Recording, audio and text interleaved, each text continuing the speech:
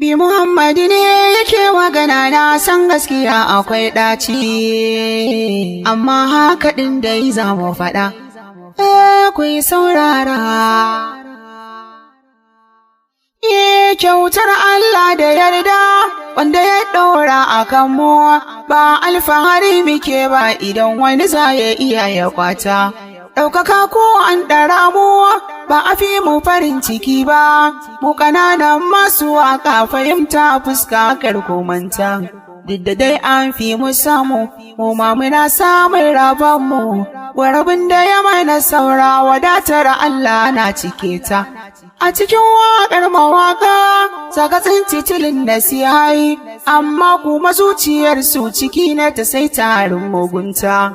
Ba zan sha yin faɗa ba, mai ganin ba a kai ya shi ba, a cikin yaran ka ga tambaya ƙwaya na wani ka ‘yanta.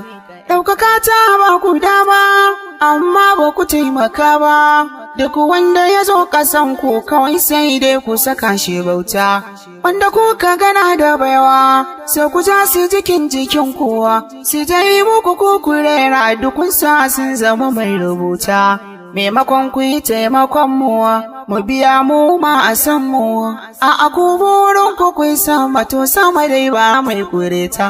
Wani ma ku yi sa ya tsara ku karɓa kuma ku ƙi kurera, komai ma'ana ta waƙar ba za ku yi ba har sai a manta.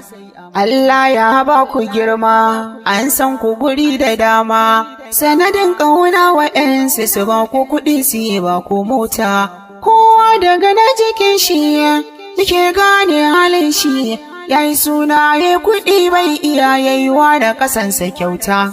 Motoci an yi baka, mashina ma an yi baka, ga kuɗaɗe an yi baka, har garin maka aka kai ka, amma yaranka na fama wai a hakan kai ka wadata. Menene ba ta samu yaranka suna ababuwa, masu ma wahala ba kai musu ba balle kai wa abuta.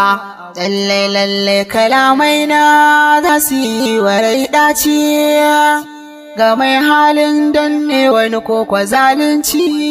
Ayya ya ka zo ƙaramin mawaƙi, haƙuri ka rike shi aiki, mai ganin baɗi za ya kalla haƙiƙa duk tsananin mugunta. Kar ma ka saka a ranka, ɗaukakar wani za ta bi ka, banjin zai taimake ka ka girma amma shaidar nagarta. Kai dai ka kula da aiki, jama'a ka saka su shauƙi, sai ka hau kan mataki idan haka Allah ya rubuta.